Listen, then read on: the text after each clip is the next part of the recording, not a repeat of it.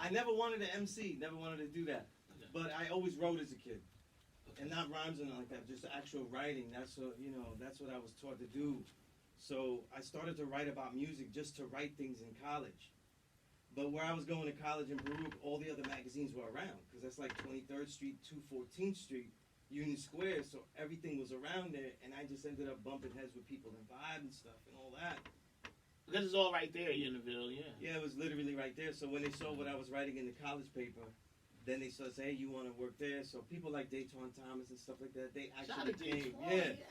So he was one of the first to come in and find me at the college paper and say, yo, you want to write? Because I see what you wrote here. And I was like, yeah, that's what's up. So I started writing freelance since then.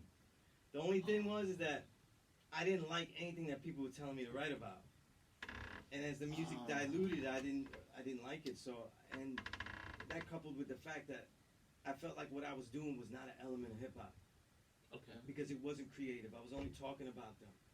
So what I really started to do, and I wrote this in 95, and I said that for it to be an element, it has to be creative. So I was thinking about Bones Malone, the father, to me, I consider the father of this element. Yo, Bones, if you're listening, man, I would Yeah. fucking step on your tight-ass Air Force One. You used to put the pants inside it.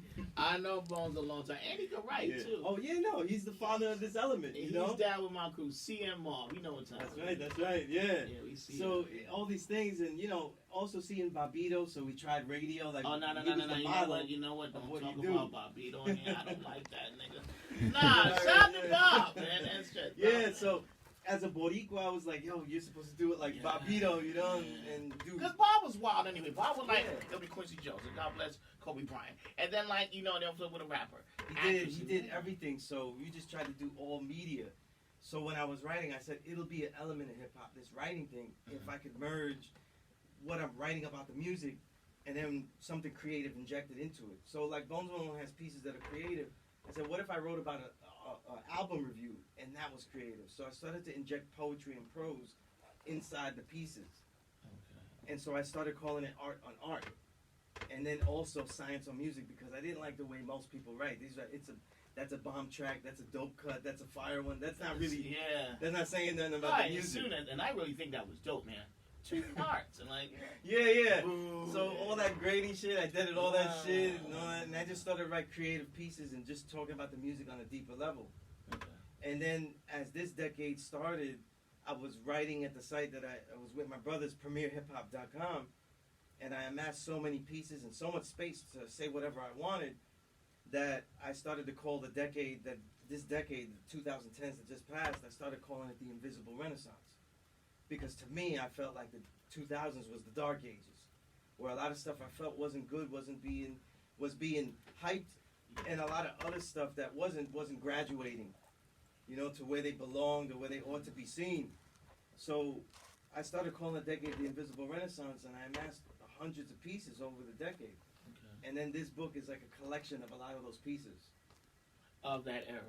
Of the 2010, that's why I call it. Crazy L. Yeah, so the Filtered Reel was a column I was writing. Okay, all right, about just singles that I couldn't keep up with all this music. It was just so much because Sid started really very saturating, and then at that time, this time still, people have stuff on Spotify, towers, and that. Right. So much albums and music is out. So how do you hear like shit? What album is this? Damn, like 5, 6. Yeah, and I was doing it though. So I have files of like hundreds of albums. I get them all, and I literally filter the reel. That's why I call the book The Filtered Reel, Essays from the Invisible Renaissance. So, and it just caught on. You know what I mean? That's why Gaddafi loved it. He's calling his album The Invisible Renaissance. Like Gaddafi. All of this, So all these artists and stuff.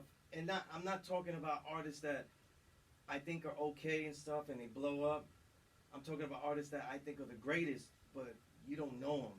Like people don't know them. Like the roots of them. Like if I'm talking about Rock Marciano, who's really core to all this, then I'm also talking about a lot about Brownsville Kai,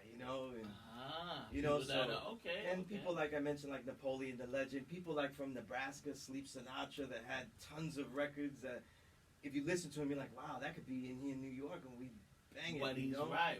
And they amassed like 4, 5, 6 albums, and nobody know about them unless you're in that circle, obsessed, So that's what I wrote, you know, and all of it is written creatively.